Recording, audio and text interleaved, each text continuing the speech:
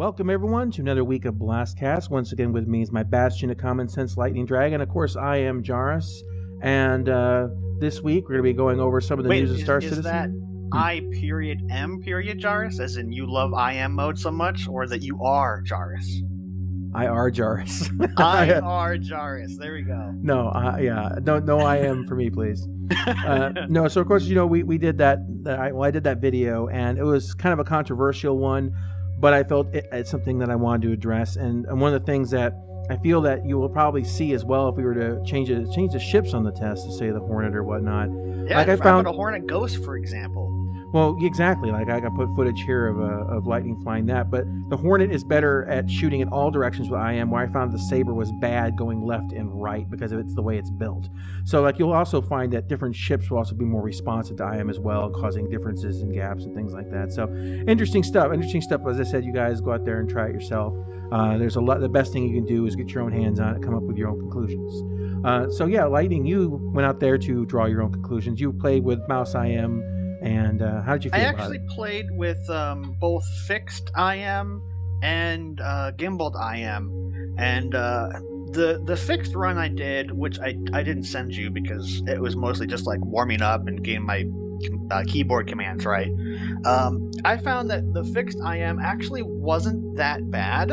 It was kind of weird at first, but kind of once you get used to it, it's playable. It feels more like a stick when you're using fixed ones than it does like with IM mode, because why it feels weird mode, is the shape of the virtual stick area is a bow tie, which is probably what it is. But with IM, I mean, it felt okay as far as like flying and stuff because I was mostly using WASDA at the same time for like strafing.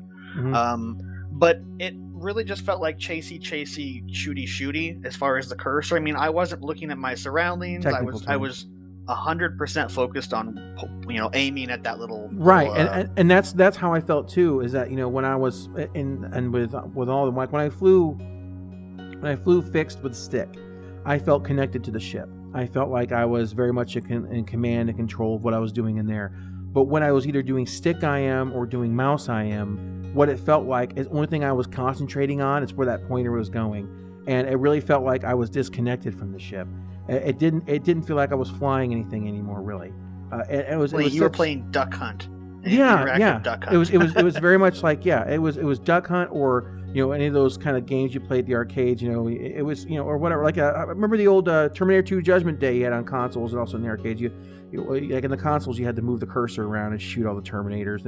It kind of felt more like that. It didn't really feel like I was flying something. I felt very detached from the experience, and just in that respect.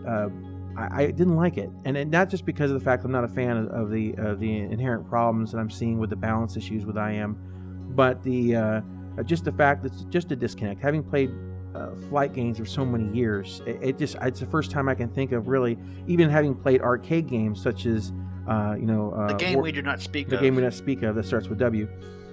So even that one, I felt like I was more attached to the aircraft than I did in this experience.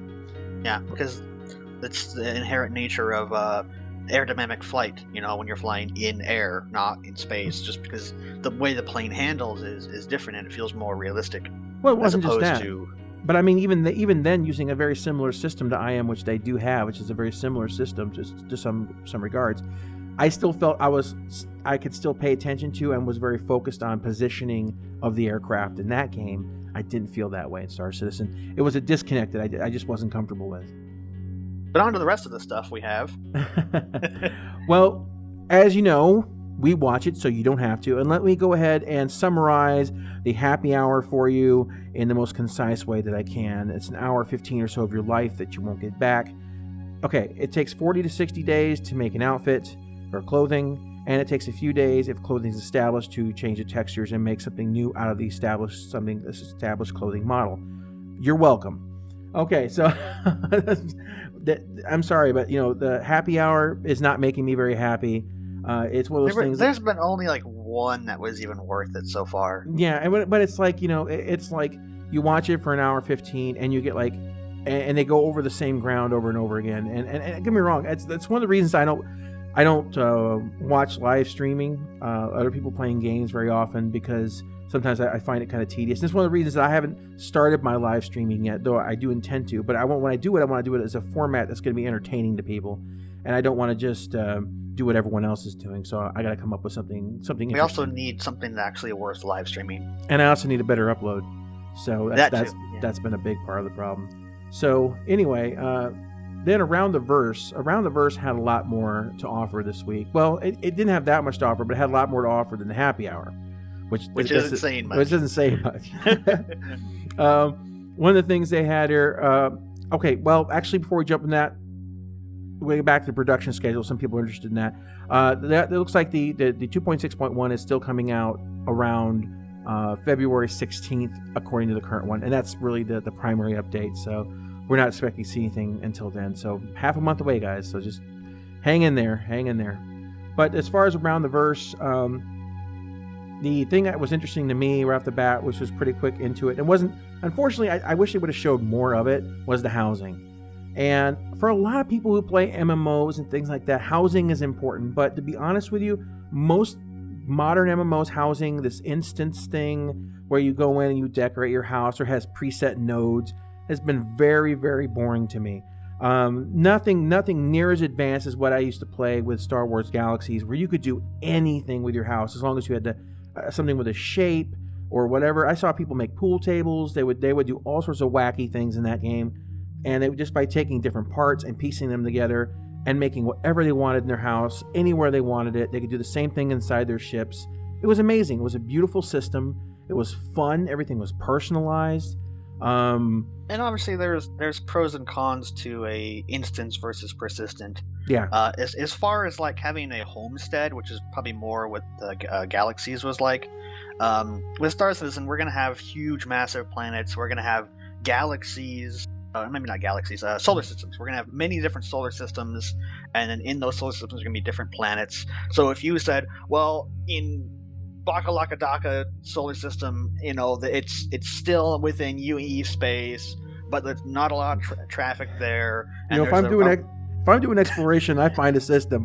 Okay, I challenge everyone who finds a system when the game launches to name one Bakalakadaka, because I want to actually point that out to him now. Look, we're gonna set your house. You have to set your house up in Bakalakadaka. But anyway, if there's like a garden planet there, like a tropical world or what's that? The temperate world, I believe it's what Earth is.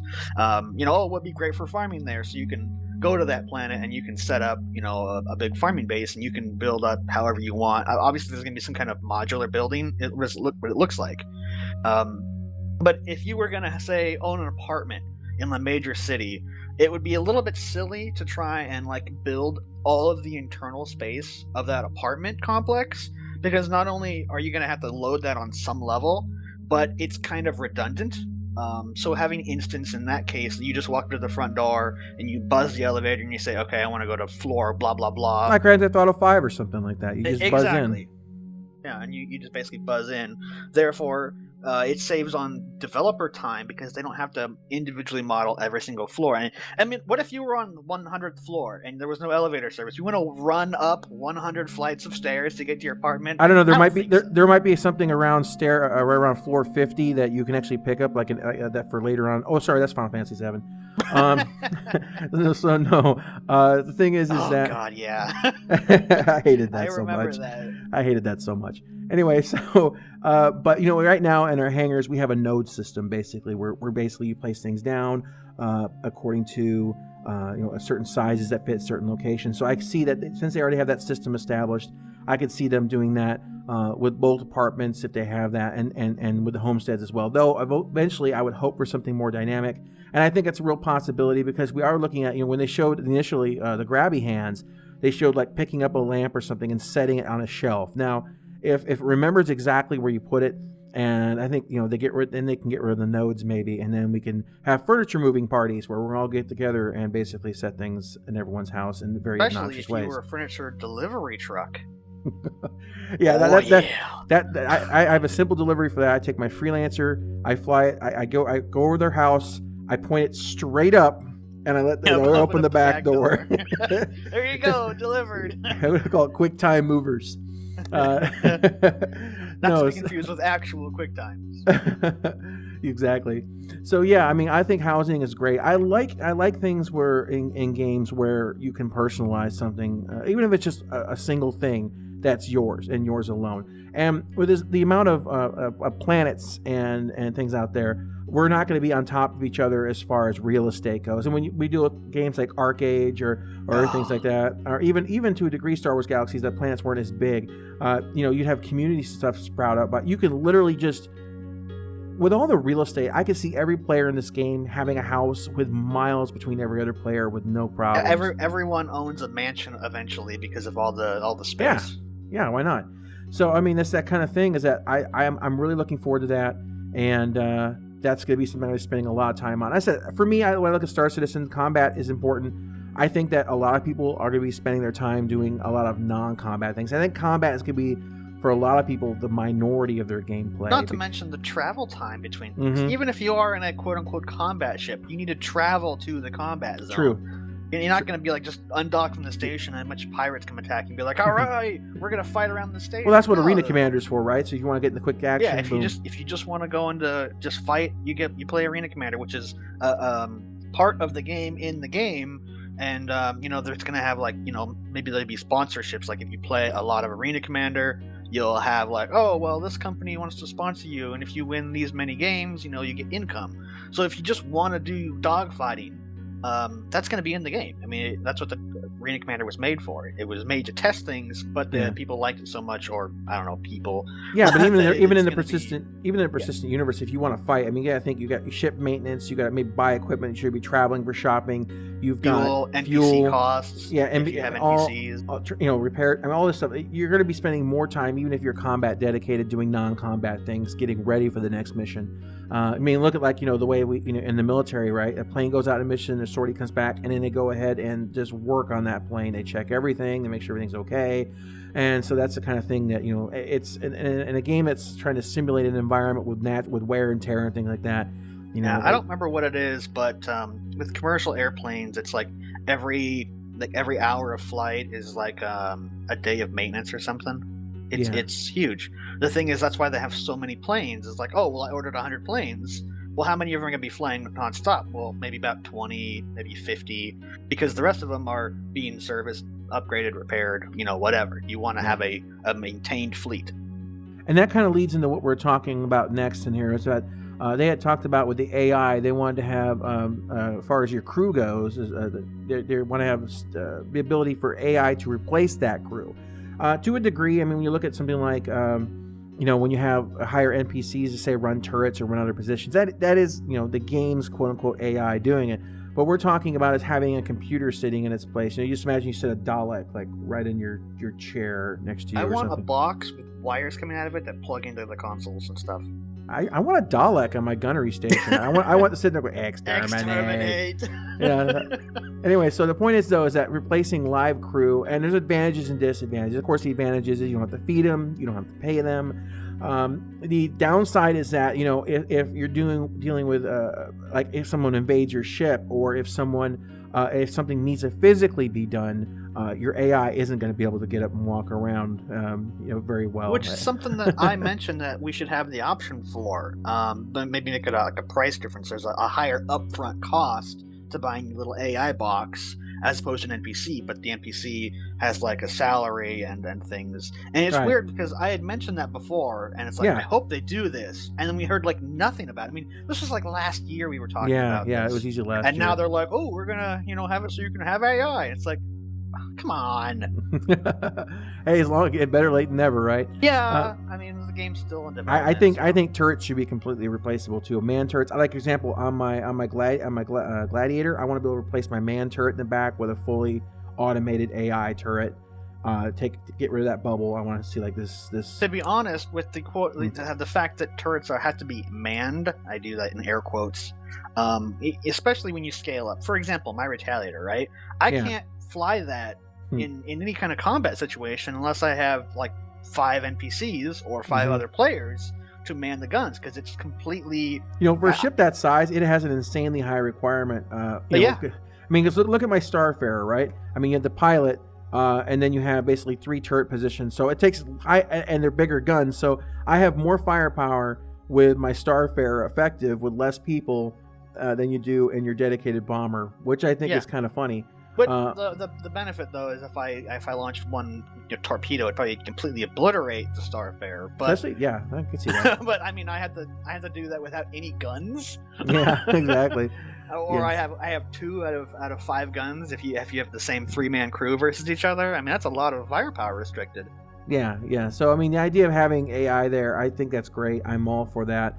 I think as long as there's that trade-off, I think it's something that can be balanced pretty well.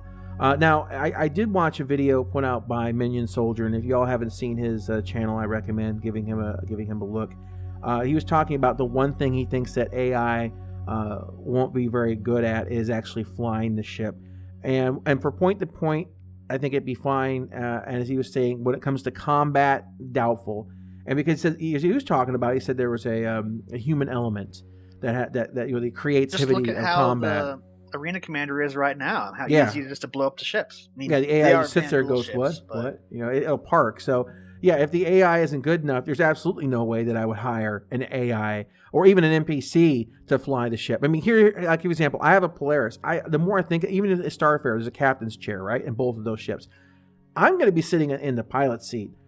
I don't even know what the captain's chair is going to be for, because you think I'm going to trust somebody else to fly my ship? The captain's chair is going to be for you as the owner of the ship. You sit down in it, you pull up your thing. I'm going to type on my keyboard there.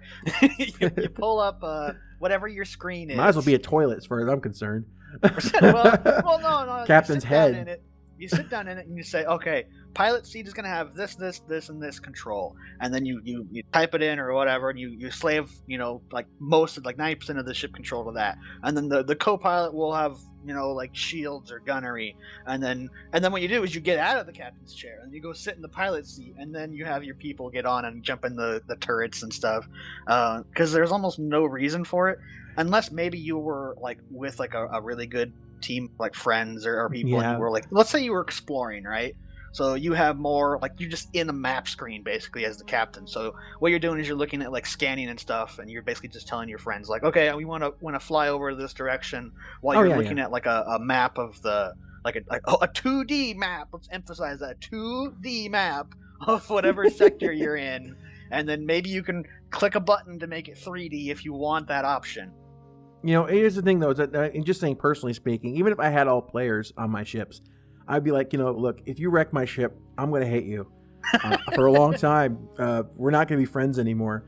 So I want you to sit in the captain's chair and tell me anything important going on and relay the information. And I'm flying the ship, because if I fly into an asteroid, I'm only mad at me. And you might be mad at me, too, because I just killed your character. But the whole point is that severely injured them. Severely injured them or whatever. Could have killed someone on that one. I'm okay with that. If you want to pilot your own ship and I'll be, the scanning operator, that's cool. As long as it's a big enough ship. Because I want battleships. That's what I want in the game. Maybe not a battleship, because that thing is ridiculously huge. But like destroyers or cruisers or something like that. I want a ship that is designed to basically leave port and not come back unless it needs to be like massively repaired. That's what I want. You want the battle scene in Return of the Jedi with all the big ships pounding on each other and the little ones zooming in between. Yeah, that's what I want. Yes. Who doesn't? Who doesn't? Who doesn't? It sounds like the development team, maybe not Chris himself, but from what we're seeing with the you're gonna have option for AI. You put little droids. You buy this droid, you sim down the seat, which I guess is the one you're looking is for. Trademarked by George Lucas. Apparently, I didn't know that. But yeah, you buy your AI, you plug him into the gunner seat, and you'd be like, your job is to shoot things. You don't care if he's not as good as a person, because that AI gunner is going to be on all the time, always scanning, always ready, he's never sleeping. You always have defense. Yeah, absolutely. And the bigger your ship gets, the more important that's going to be. So, maybe let's say you need like 5, humans to run it like optimally, because you want someone who can pilot, you want someone who can designate targets, you want someone to be working the shields, you want someone who's going to be like repairing if something breaks. You might want actually 1 or 2 people that are going to be repairing in case it's a very large ship, and then that'd be like your optimal crew. and then all your guns are more or less slave to the AI. So if you have a target prioritization guy, you can be like, okay, I want you to focus fire on this. So anybody that can fire on it will. But if they don't have a target, hopefully what will happen is they'll shoot at anybody else. So if you have multiple fighters attacking you, you're like, oh, well, here's a gladiator. That's a bomber. We want to focus fire on this and get that out of here because that's going to be what's doing the most damage to us. Where, like, the Hornets and Gladiuses, they're not going to do any damage to a large capital ship because they're basically just escorting the bombers. That's what they're there for. Yeah. Well, the AIs you're talking about there, how you could use it as an advantage to just basically free everyone up to just do maintenance while the main systems themselves, like turrets and things, are running themselves. And then you can hire less people to be even more effective at repairs because they're actually able to run around and do those things. And that's definitely viable. I think that's great. The last thing they talked about with the AI routines was these mission, well, not with the AI, but was missions and mission variation routines. Yes, I was there for that one. And the thing is that I like the idea. I do. I like the idea that when you go out, there might be some variation in there. If you didn't watch the show, basically what they said is they want to get a base built up of where this is the base mission. It will always have these parameters, but then the programmers or the mission developer guys can take that and like, okay, well, we want to change it up. And like they were using rescue a pilot for an example, and they were saying, so the mission is to go rescue this pilot, but sometimes maybe he can't talk to you anymore, so you can't relay the position, so you have to kind of find him, or maybe he's injured, maybe he's being ambushed, or maybe it's pirates and it's just a flat out ambush, like it wasn't a real distress beacon. But the problem with that is that if you do that kind of mission too many times, like in GTA, if you're playing the same type of mission over and over again, oh, well, great, they're being attacked again, or oh, great, it's the cops. The problem with that is it's good to have variety, but if you have too much negative thing, like not the mission you signed up for, to me, it's going to be annoying, frankly. If I sign up a mission, a search and rescue mission. Go to this planet. There's a downed pilot, or there's a ship that needs to be refueled or repaired. You're flying out there with the express goal that you're going to either refuel, repair, or recover something.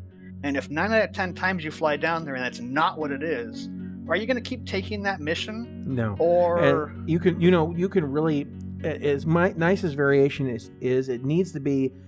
The variations need to happen rarer than they happen more often. And I mean, like, when I say variations, I mean like the combat ones. Like if you get a mission, as he says, to go rescue somebody, and half the time you go down, you're getting shot at, like, oh, his ship went down and he needs to be picked up. And then half the time you're getting shot at, it's not supposed to be a combat mission. You're going to stop picking that mission up. You're going to be like, I'm tired of this. That's not what I want to do. I want to do rescue stuff. I don't want to get, I want to go down and look for survivor. I don't want to get shot at every single time I land on the stupid planet. Variations could be like, there could be other variations, like, maybe none of them survived, or maybe there's a clue in there, or something like that. Maybe it was that you find out or someone like betrayed, maybe he's hurt. Yeah, you have to track him heal down. him, or maybe he's unconscious. So you have to drag him onto the ship and stuff. Yeah. So there could be variations within that, but I think like with non-combat missions, I would expect maybe occasionally something to pop up that's surprising and combat based, but at the same time, you don't want to overdo that. You don't want it to happen too often, because then it just gets obnoxious. Right. It goes past the idea of like, whoa, as like that way, I was not ready for that. I wasn't expecting that. And so, yeah, you have to be very careful with that. And I do like the idea of variety, because the idea of blowing up a pirate ship, you go into the pirate ship for the heck of it, you check the computers out, you find a location of the pirate base, and you go, and then they said they just scored it, and the computer says they scored a big haul. So you go to the pirate base and you go down there and you find the pirate base was obviously just attacked, and there's like dead pirates around. Most of the cargo's gone. You take what's there, but then you find out, it was attacked by a rival pirate organization, and then you do some research and you find out where their base is, and then it's stuff like that where it can kind of branch out. It's cool. If there's layers to it, it's like, how deep do you want to go? Yeah, you can go pretty deep, but the same time is that they said if you're gonna do it, I think it needs to be relatively deep, or have the potential to go deep. Yeah, because it could be, what you could do is, like, for example, if let's just go with your example, the pirate you're supposed to go after, or let's say that's the person you're going to rescue. Okay, you go out, let's say it's in space, so you fly out to this location. when the ship is totally wrecked, but there's nobody there. And what you can do at that point is you can be like, do you want to investigate? Or do you want to just, go back to your mission turner guy and say, oh, well, I flew out to the location and, the guy is gone, the ship is destroyed. So you go, oh, well, that's too bad. But, at least you reported back, here's whatever percent of the, the total mission thing. Right. Or you can be like, oh, well, I'm not going to report back. I found this log entry in the ship, and it says we were attacked by, blah, blah, blah ship. And, okay, well, if you go to your computer and you type in that ship or whatever, like you enter the data. Let's not say you type it in. You enter the data, and what it comes up and it says, oh, well, if you connect to the network, we can search for this ship. This ship type is known pirate. Their last known location is like this area. So you fly out to that location and you're searching for like pirate signals, and you pick it up and it's like, oh, well, we got this one ship, and here's where the goods are, and so you follow that to the next location. So if you have this level of depth you can go to, maybe it's going to be random how many times it can go super deep, but giving players the option of like basically like, oh, screw it, I don't want to do combat, right? I didn't sign up for combat. I'm not going to go out to these pirates. I'm going to take my 20% of the mission reward and I'm out. Like, I don't want to do combat. Then you have that option, so you're not forced into a combat scenario. And I like the potential that I can pick up a mission and like it has the option to stop right there. Say I've only got like, I've altered the deal. Well, right, do not alter it further. This deal's getting worse all the time. No, where are these clown shoes? No, the thing is that like if I have a short only time to play, say for half an hour, or whatever, let's just throw out a short amount of time there. That one mission and fighting nothing, coming back, that might be all I can do that day. But let's say I've got a day off and I'm going to be sitting there playing if I want to for 8-10 hours or whatever. I'm just totally going to be into it. And you're not going to sleep, you're not going to eat, you're just going to be sitting in front of the computer all day. Eyes pried open with toothpicks, whatever it takes. So the thing is that I get into this mission and I start following this chain of events. And I have a mission that lasts most of my day, and it's interesting. And it's changing. I may even call my friends in the middle of it. It's like, guys, this is going to get kind of hairy. There's going to be combat here. There's going to be some mess here. Why don't you come here, get some booty, help me out, finish this up. So what starts off as a solo mission or event ends up being a day-long thing where you've called in your guildies and now you're doing, and that's cool. I'm down with that. But the great thing is that along the way, you could basically terminate that at any point in time because you've already done your primary objective. And now what you're doing, the rest of the basically you're transferring like, okay, I've tracked it down to this location. I don't want to do combat. Mm-hmm. You send it into him, and he goes, okay, thanks for your effort. I'll pass this on to. And that might become a mission people. For somebody else, right? Exactly. Then a new mission might pop up that's purely combat, saying we need to have this pirate base taken out. And then that spawns a new mission for anybody else because you've done. Right. The chain is still there, but someone else can pick up the slack. Yeah, and that'd be an amazing way to get depth out of the game, and that's what it sounds like they're planning on doing. I mean, they already had that one demo of the early mission system, and that's basically what happened there. So yeah, I mean, I'm excited for the mission system. It's gonna be a delicate balance. I think that when we get to 3.0, we start testing some of these mechanics they're gonna be putting out. One of those things that I think once again it's important that people post to give their thoughts, let devs know if they're doing too much of one thing or not enough of something. Kind of give them that information so they can kind of develop that sweet spot. But I have to agree, I like the idea because we've played a lot of MMOs over the years, and missions that kind of always do the same thing, they do get repetitive really quick. And, a lot of times you end up looking for something different just to change it up, because you get into a rut. And most MMOs, when you get down towards the end game, you're doing things like dailies and things like that, and you're just it's the same thing every day over and over, and you're just like, I can't stand it anymore. Yeah, and then I think, in my opinion, that's what kills a lot of the games at end game is people when they get to quote unquote end game. Not that there is one here, but when they get to the high, for lack of better terms, high level. Even though there's no levels in Star Citizen, the high power gameplay, they don't want to be in that repeating the same thing every time, because then you hit a rut and then you start walking away from the game. And so keeping it fresh, I think, is very important. And another thing, if we're just going to extend on to this will be the last thing. The last thing we're going to talk about is having this mission system. like if it looks at what ship you have and it says, okay, our best guess for the current ship you're flying is like in this area, it might be like, oh well, there's nothing for your cruiser to do. There's no big pirate activity, so it goes down in the next highest one. So maybe it's like an exploration kind of mission, like go look for somebody, right? So you're like, do I want to take out my big huge ship that costs all this fuel, all this maintenance and all these people, or am I going to downgrade and just pull out my freelancer or Constellation or something, and then you're like, I'm going to use this because it needs less things and it's not a very high risk mission. So you'll still have a reason to hang on to the quote unquote smaller ships if you scale up. And I hope that they do that, but I hope it's not like super I mean, I want to fly a big ship. Well, as I said, I look at my ships like different types of knives, right? I mean, I'm always going to have my small ships. I have my Adventure all the way up to something like the Reclaimer and the Polaris. And I keep forgetting that I have the Orion. Exactly. I can just go out in mine if I want. Right, and I have the Prospector. So the thing is that there's the way I look at it is that you can not only, if you want to do something quick and easy, you may pick a smaller ship, or maybe the mission that you're doing isn't going to require like, oh, could you deliver this one box of you don't need to take let me grab my your... Polaris because I feel like really blowing all my money on that. I'm going to take out my whole E to deliver this one crate of sliced bread. Yeah. Exactly. No, you could probably just take like a 300 series or an Aurora to deliver one crate of bread.